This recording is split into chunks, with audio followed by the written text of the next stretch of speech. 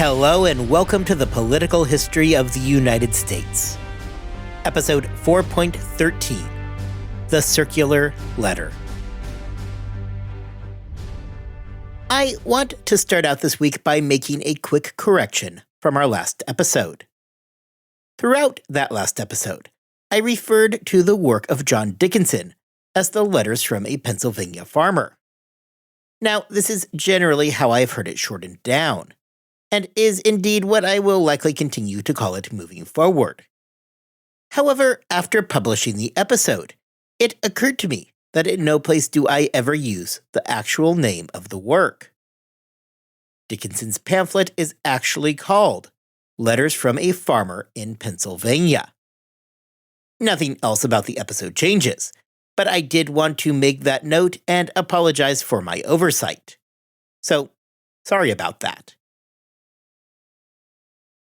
In the first several months that followed in the wake of the Townsend Acts, there was little more than annoyed grumblings from the colonists.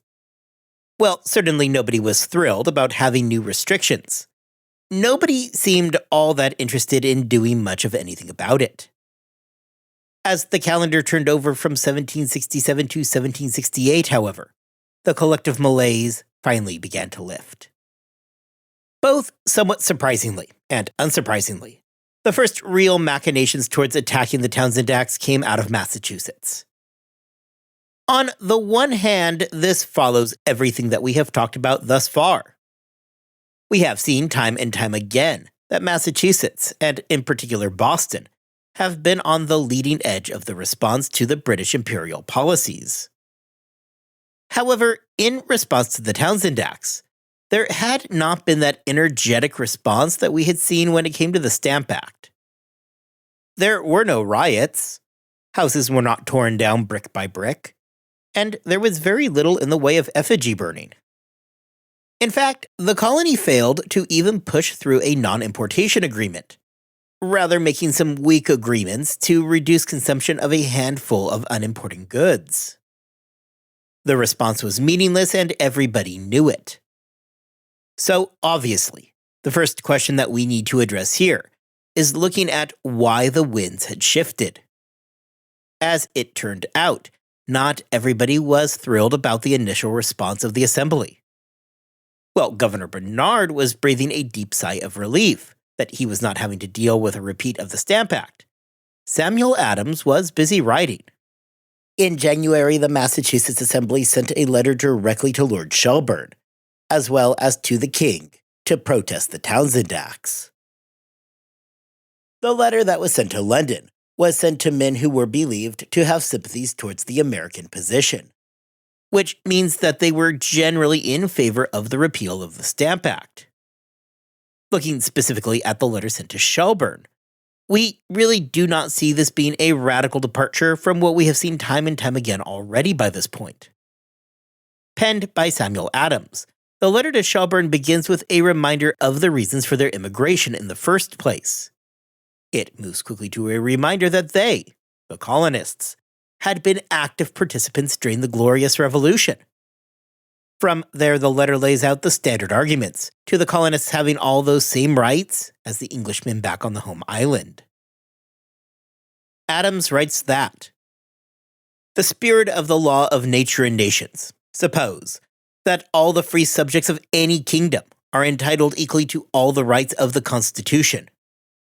For it appears unnatural and unreasonable to affirm that local or any other circumstances can justly deprive any part of the subjects of the same prince of the full enjoyment of the rights of that Constitution upon which the government itself is formed, and by which sovereignty and allegiance are ascertained and limited."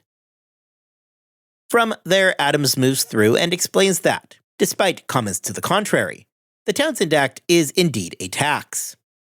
He moves through his argument and concludes by asking Shelburne to support their cause and advocate for the repeal of the Townsend duties. The letter to the king follows much the same path as the letter to Shelburne, with the major difference being that it is both shorter and does not go nearly as far in scope as the letter to Shelburne did. The colonists did not hide their prerogative, but clearly did choose their language carefully. The letter to the king includes a whole lot of language promising the king that he was still their guy, and that they were still indeed loyal. The petition does not beat the dead horse nearly as much about their rights, but rather appeals to the king, for him to protect his subjects from the machinations of a now wayward parliament. In other words, the colonists let the king know that they were loyal, and as such, it was his job to jump in and save the day. Possibly more important than the contents of the letter is that they completely bypassed Governor Francis Bernard. He had no idea that they were sending these petitions, and upon discovery of said petitions, he was not amused. To this point, Bernard has taken kind of a muted role. Although he has been in our story for a while, he had not really become the focus of the colonists.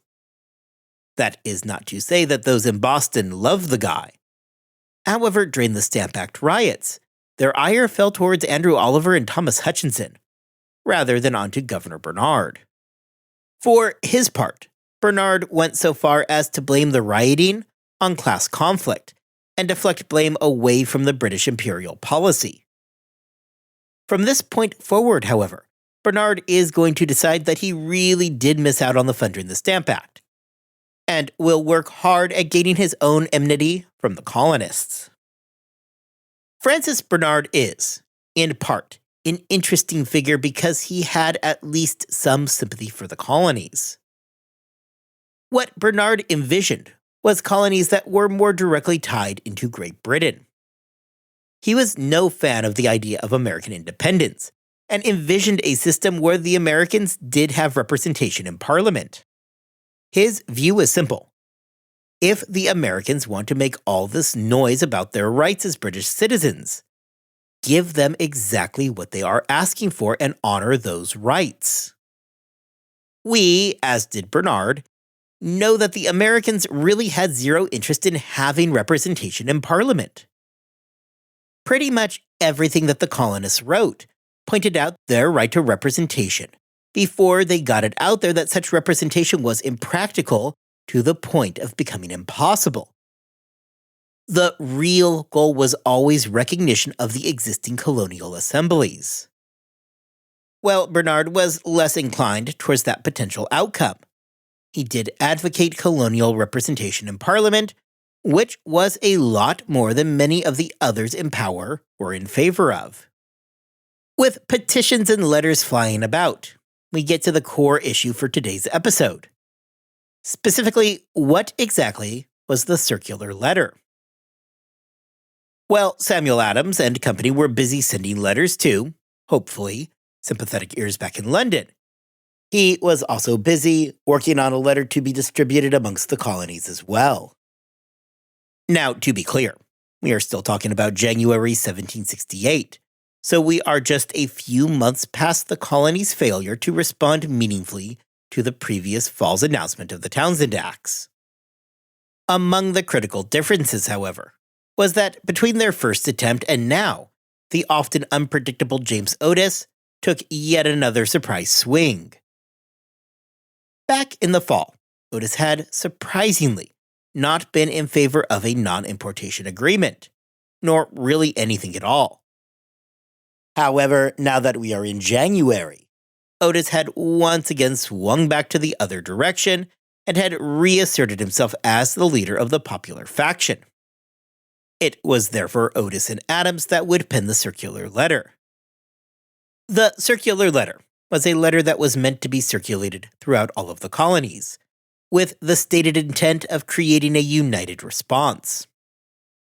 It had been lost on nobody just how much a, more or less, unified response had dictated events during the Stamp Act crisis. Otis and Adams both realized the collective power that the colonies held, and understood the importance of recapturing that. This brings us to the all-important question of what exactly was contained in the circular letter. First and foremost, nothing about the circular letter really changes our narrative. There is nothing groundbreaking in the letter, nothing that we have not yet discussed. In this way, the letter was absolutely a cautious response to the ongoing crisis. The letter begins with a call to all the colonial assemblies, reminding them that they were really all in this together. The Townsend Acts did not affect a single colony, but rather all of them.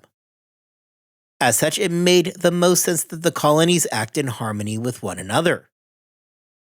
The first full paragraph is truly the most important of the entire work, in that it shows the growing unity between the colonies. A unity that just a decade before truly was not something that was on the table. Now, however, men like Otis and Adams had come to realize the power of that unity. From there, the letter turns to the question of rights. This really is the very same thing that we have been talking about for weeks now. Per the letter, Parliament is the supreme legislative power over the whole empire. That in all free states, the Constitution is fixed, and as the supreme legislative derives its power and authority from the Constitution, it cannot overleap the bounds of it without destroying its own foundation.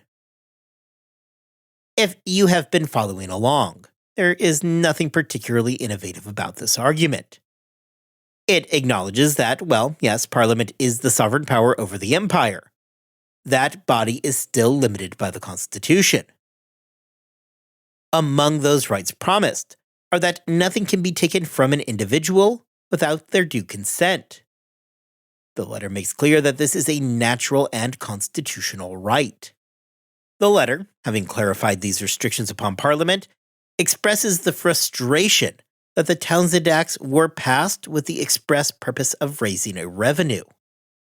Such an act was against their constitutional and natural rights as British citizens. They also make sure to point out here that, as a result of the immense distance between the colonies and Great Britain, representation was impossible. The letter does go a bit further in regards to payments for colonial governors and officials. This had been something of a lingering issue. The concern is that by divorcing the salaries of these officials from the colonies, it put them at significant risk. As the situation stood, should a royal governor step out of bounds, the colonial assemblies still had the power to withhold their salaries.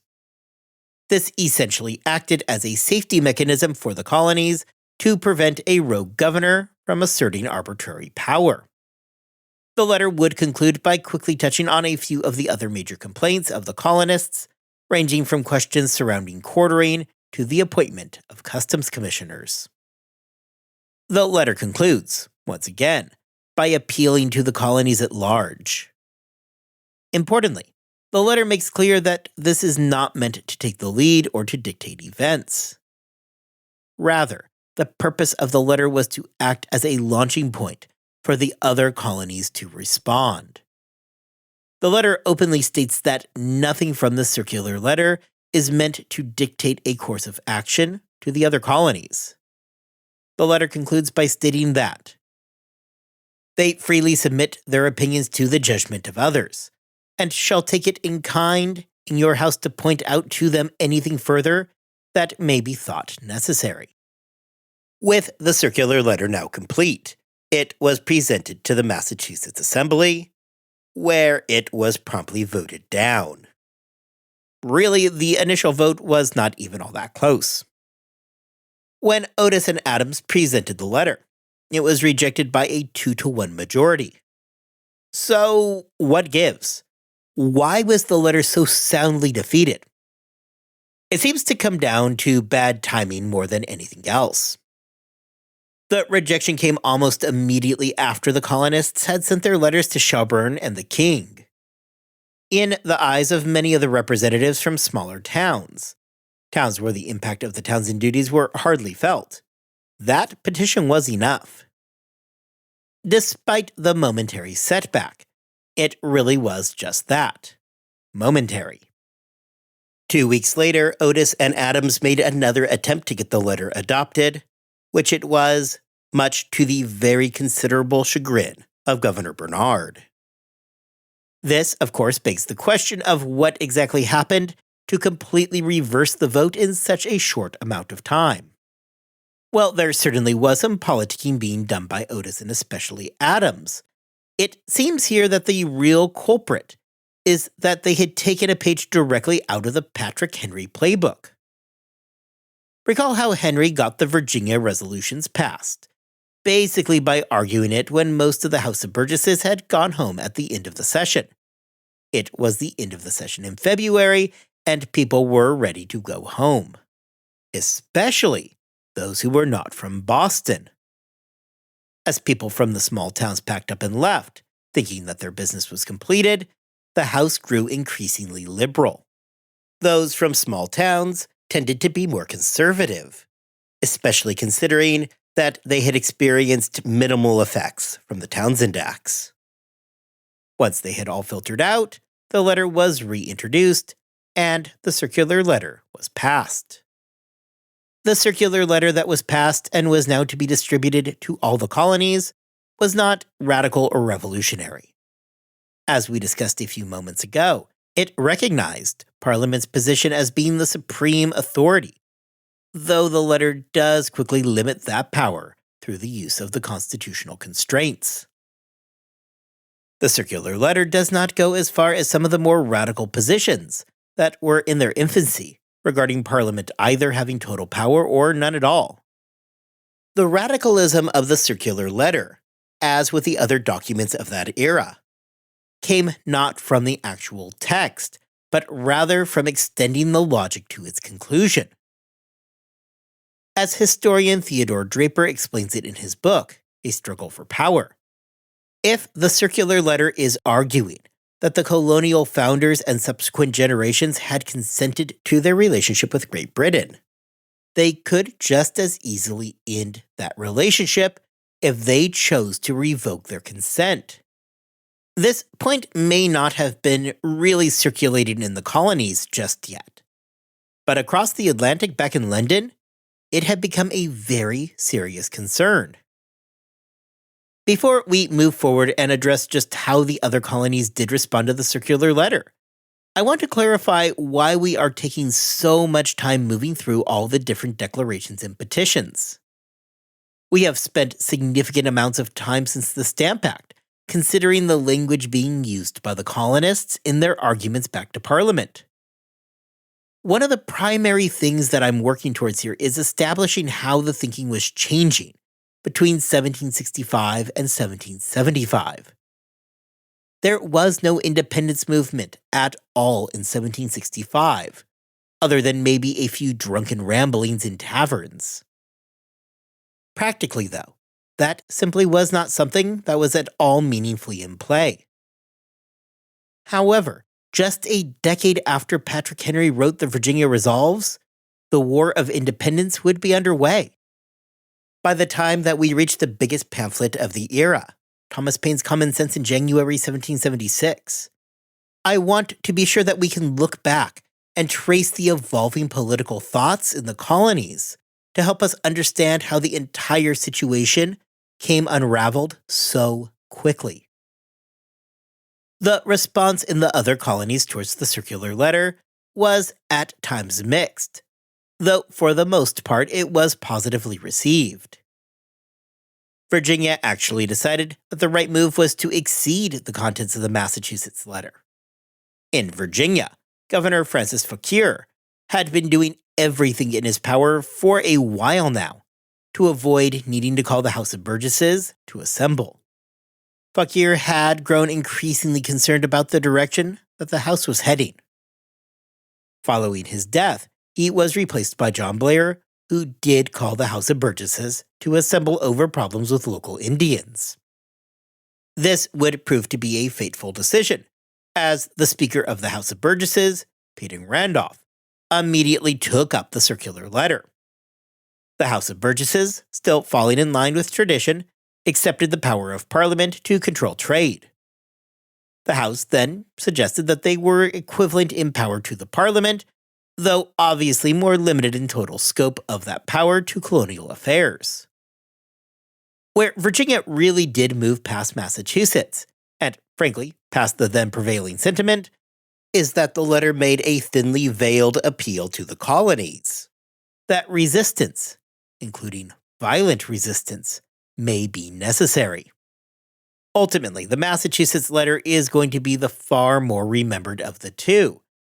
However, the Virginia letter does clarify that, despite the more moderate temperature of the colonies, as compared to 1765, there are still those looking for a more energetic response. The other colony that I want to bring up briefly here is Pennsylvania, who actually decided to punt on the question of the circular letter. The primary reason for this is that Pennsylvania was busy trying to make nice to Parliament in 1768. The colony had, for a while now, been trying to oust the Penn family from the proprietorship and obtain a royal charter. I've mentioned this before because really, the most critical thing to come out of this is that it just so happened to place Benjamin Franklin in London for a large amount of the imperial crisis. Franklin was no fan of the Penn family, and was indeed the leader of the movement to get them pushed into the proverbial dustbin of history. Seeing as how Pennsylvania was advocating for a royal charter, the last thing that they wanted to do was upset the powers back in London. As the circular letter was making its rounds, back in Massachusetts, Governor Bernard was not at all a happy camper. The main problem for Bernard is that he was really catching grief from everybody right about now. On the one hand, the colonists had completely bypassed him. Nobody had sought his opinion or even run the circular letter by him. In fact, nobody had really done anything at all to even acknowledge his existence. This was not the first time that this had happened either. Earlier today, we had talked about the fact that the letter to Shelburne and the king had also been done without even a mere acknowledgement of Bernard. So, at this moment, Bernard is really not feeling great about himself. He is, in theory, the boss in the colony. However, at this moment, nobody really much seems to care. Of course, though, we know that Bernard has his own bosses that he has to answer to. Secretary Hillsborough, upon learning of the circular letter, was not at all amused by the contents. Back in Britain, there already was significant concern that there was a growing independence movement in America. The circular letter, therefore, was taken to be yet another direct challenge towards parliamentary authority. The colonists were calling for colonial unity, while at the same time arguing about the limitations placed on Parliament. For a people growing ever more paranoid about the prospect of an American independence movement, the circular letter was just pouring gasoline on the fire. During the winter and into the spring of 1768, Governor Bernard was having a really rough time. Things were made much worse internally as the faction in Massachusetts had awoken from their slumber, and, with a resurgent James Otis Jr. at its head, set their eyes squarely upon Bernard. Beginning in March of 1768, the faction began their assault on both Governor Bernard and the customs officials who had arrived back in November from London. When the customs officials had arrived, they did so on Guy Fawkes Day, which, even in the best of times, was a day where some petty rioting and drunkenness was pretty much what you did. But other than some angry chanting and some hurled insults, which probably did make the officials nervous, nothing much really happened. Considering the mob violence that had defined the Massachusetts response to the Stamp Act, Governor Bernard had to be feeling pretty good at the lack of any violent greeting to the customs officials. The entire battle between the governor and the House began when Otis accused Bernard of misrepresenting conditions to the ministry back home. To prove this, the House demanded that Bernard turn over copies of his correspondence with Hillsborough to prove that he was lying about the state of things. Predictably, Bernard was not about to turn over his correspondence to what he viewed as the local rabble. James Otis and Samuel Adams were counting on this refusal and turned it to their own devices. They took their response to Joseph Warren, a local doctor and future revolutionary who published a scathing article in the Boston Gazette. The article went so far as accusing the governor of being related to the devil. Warren, knowing that he was probably skirting a pretty fine line of libel, never explicitly stated Bernard's name, though there was never any doubt who the article was talking about. In a response to the suggestion that he had been talking about Governor Bernard in the original article, on March 7th, Warren removed virtually all doubt when he clarified that, well, pretty much everybody seems to read into the letter that he was talking about Governor Bernard, and that, well, he certainly would never do that. People were free to read into his comments what they would. To call the article by Warren even a thinly veiled attack on Bernard would be a stretch. This was a direct assault. Bernard, not wanting to take this lying down, decided that he wanted to go ahead and prosecute for libel. Now, it is really hard figuring out exactly what Governor Bernard was thinking here. Yes, he probably had been libeled, and yeah, it is understandable that he would be pretty upset by this fact. However, Bernard had a whole lot of forces working against him here. First, the council wanted absolutely nothing to do with this, so the job of considering the prosecution fell to the House. The House, which was at that point being led by the faction. The faction itself being led by men like James Otis Jr. and Samuel Adams, who had Warren write the article in the first place. However, even if we look past this baffling decision, as we talked about back in episode 3.19, the colonies were never terribly anxious to convict on a libel case in the best of times.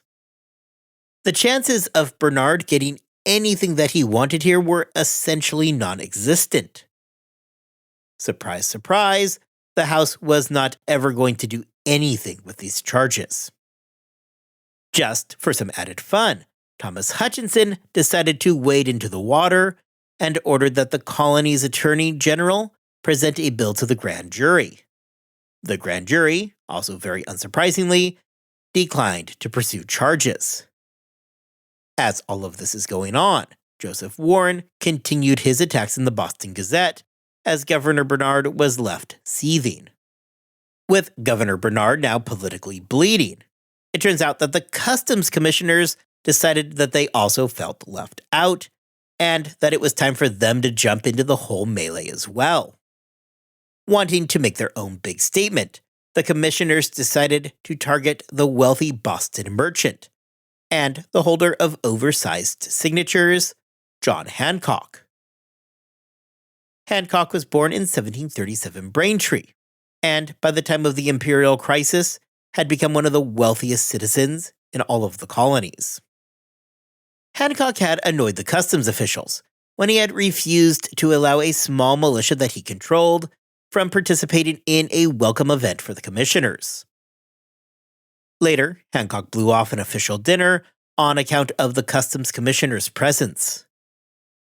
Feeling insulted by the slight, the officials looked into an incident where Hancock had refused to allow two customs officials from going below deck on his ship, the Lydia.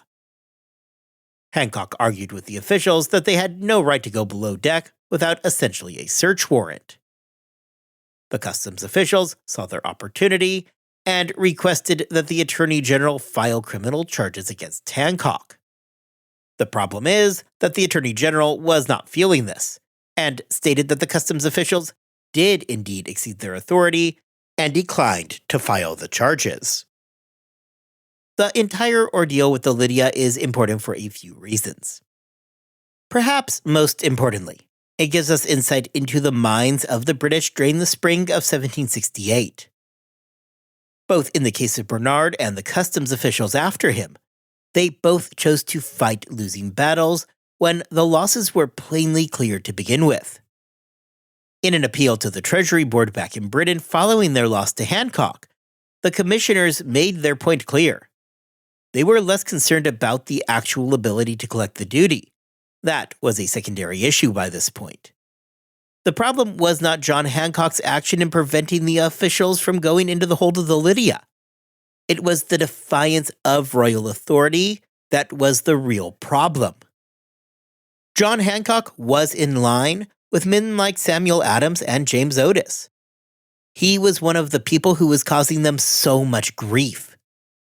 The commissioners made clear to the Treasury Board that the prosecution of Hancock was a matter of reinforcing British prerogative more than it was ever about the collection of some duty.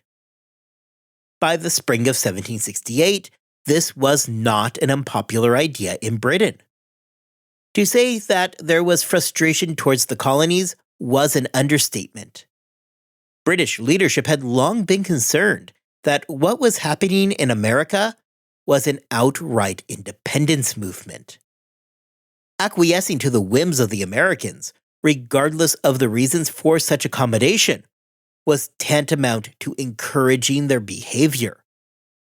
The British had, in the wake of the Stamp Act, made a bold statement of parliamentary supremacy through the Declaratory Act. During the spring and summer of 1768, they were determined to enforce that authority. This is reflected in the British response to learning about the circular letter. In a letter from Denys de Burt, the Massachusetts agent in London, the frustrations of Parliament are plainly clear to see. He says that some of the comments he was hearing is that the circular letter was, in essence, an incentive for the colonists to rebel. This was not an isolated feeling either. De Burt claimed that Hillsborough had informed him that North and the ministry already had plans to move forward and repeal the Townshend Acts. On its surface, this might be a bit surprising. However, remember that there was never universal support for the Townshend Acts among the other members of the ministry. William Pitt had long been anxious to kick Townshend out of the ministry. With Townshend now dead, the process of reversing his acts seemed much easier. The problem was, however, that the circular letter had changed the equation. De Burt writes that Hillsborough no longer believed, however, that North could repeal the Townshend duties. Hillsborough made clear that the position that had come to dominate Parliament in response to the American affairs was that Parliament must be obeyed. The Declaratory Act had been passed for a reason, and they could not just look the other way. The instructions from Hillsborough to Governor Bernard were explicitly clear. If the circular letter was not withdrawn, then the Assembly was to be dissolved. As we will discuss next time, this order is going to reach Governor Bernard at the worst possible time imaginable. Benjamin Franklin, in a letter to Joseph Galloway from January 1769, nicely lays out the situation. Franklin discusses that the majority in Parliament did not really care for the Townshend Acts. They found that the acts were contrary to commercial and political principles, and that they hurt both the American colonies and Great Britain alike. However, what had really emerged was a question over British national honor. The real crux of the issue was not the acts. Everybody could agree that those needed to go. Per Franklin, the British could not bear allowing the idea that Parliament lacked the right to make laws in the first place. Benjamin Franklin states that this had taken on dimensions of being a matter of national security for the British. The British had to prove that they were the masters of their colonies. Should that question come into doubt, it would undermine them internationally. Franklin goes further and explains to Galloway the position that this had put Great Britain in. He mentions that the British also had to temper their response enough to prevent a full rupture from taking place, something that their enemies would be quick to take advantage of. The British fully believed that they existed in a precarious spot. They feared the repercussions from giving into colonial demands that could further advance the crisis, something that their enemies could then readily use against them. On the other hand, they knew that pushing too far could lead to an even deeper rift. Of course, we know that British fears here are not without merit. In less than a decade's time, this is going to be exactly what happens. There is going to be a full rupture, and indeed the enemies of the British are going to use the situation to their advantage. For the British, it would have made things far easier had the Americans objected to the Townsend Acts as being bad for business. Parliament agreed with that assessment. Had the Americans focused on the numbers and fought based upon those grounds, Parliament could easily go back and correct a simple mistake on the basis that it was bad for the business of the empire. However, because the Americans fought on the hill that their rights were being violated, acquiescing to their arguments risked diminishing parliamentary supremacy in the colonies. This was not the first time that the British had faced pushback to imperial policies. The final decades of the 17th century had been full of uprisings and rebellions. None of those had been as dangerous as the current situation. The circular letter is evidence that the colonies were doing the most dangerous thing to the British Empire possible. They were forming a tighter union. This is going to continue to grow in the years to come, and it is going to be the strengthening of these bonds between the colonies that will ultimately make the American Revolution possible. In the prior rebellions of the 17th century, there were varying degrees of regional cooperation, be it in New England or the Chesapeake. But there had never been a greater union of all the North American colonies. Recall that there had been at least feelers put out during Bacon's rebellion to Massachusetts to form a more united response. Feelers that Massachusetts quickly shot down. Unlike in those situations back in the 17th century, the British were now having to deal with the very real risk that came from the colonies acting in a manner that was far more united than we have ever seen them act before. Back in Boston, following the Custom Commissioners' defeat at the hands of John Hancock, you might be tempted to think that they would slink away, at least for the moment, to lick their wounds. Certainly, one would hope that the ordeal of the spring, plus the 3 years before it, would have taught them a lesson about how to proceed. Yet, as we are going to see, the commissioners apparently had learned nothing. Next time, those customs commissioners decide that they are not yet done with John Hancock. This time, however, their attention is not on the Lydia, but rather the Liberty. Until then, I hope you all have a wonderful 2 weeks. I hope that you are staying healthy and staying safe. And I will see you back here next time as we watch those British commissioners choose the hill that they are, almost literally, willing to die on.